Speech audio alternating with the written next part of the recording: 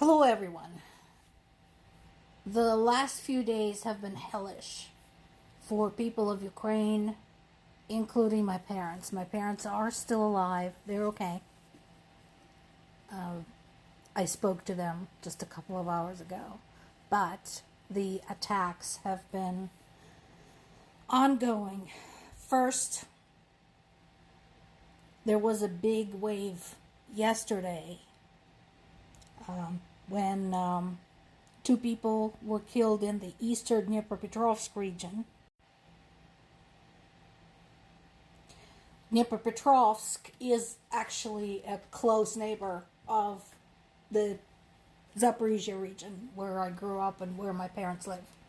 And then another person, a woman, died of her injuries after being rescued from the burning apartment building in Odessa. So far, yesterday, 10 of Ukraine's regions were hit. And again, it was overnight. People basically have not been sleeping, some of them for many weeks. A lot of people are like my parents. They basically take turns sleeping during the day, taking naps, 2 hours there, 3 hours there, because normally there is an attack at night and they have to stay up. In this particular case, more than 340 explosive and dummy drones were sent in, and 35 cruise and ballistic missiles. As I mentioned before, a residential block was hit in Odessa, and rescue workers had to work hard to get people from the burning buildings and from under the rubble.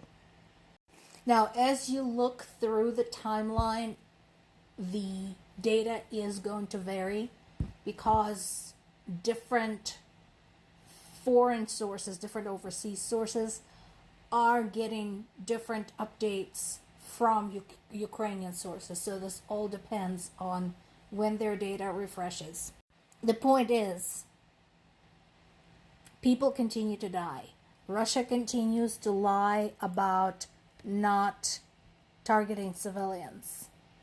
At this point, it had targeted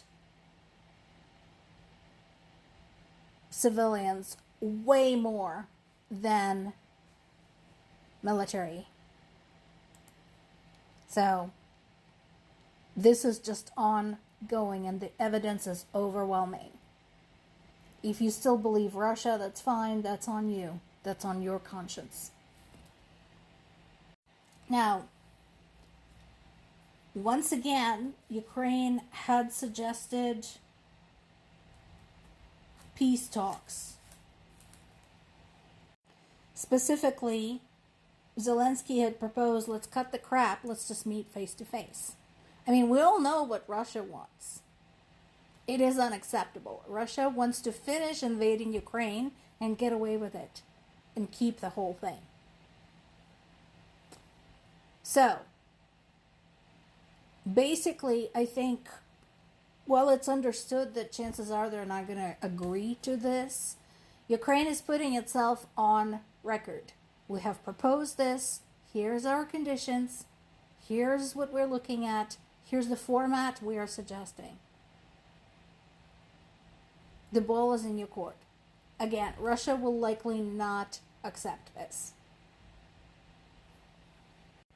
I would also like to reiterate that U.S. selling weapons to NATO and then NATO figuring out the logistics of sending those weapons to Ukraine is a lengthy, dangerous, complicated process that is going to take some time.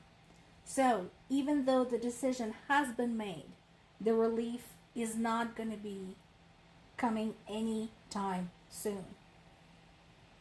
And since US is no longer buying a whole lot of stuff from Russia, the 100% tariffs are unlikely to have any effect whatsoever, especially since literate people know that The tariffs are not paid by the seller.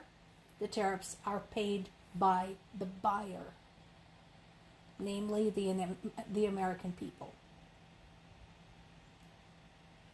So, at this time, all I can tell you is there is no place safe in Ukraine right now because all parts of the country are being targeted at the same time.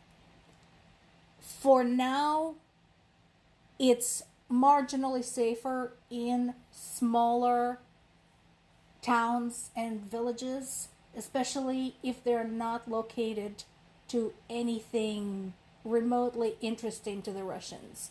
So with no major factories, no major airfields, military bases, railroad stations, or anything like that. Is it possible for some people to flee to these safer areas? Yes. For how long? Unknown. Especially considering that millions of Ukrainians have already been displaced. More to come.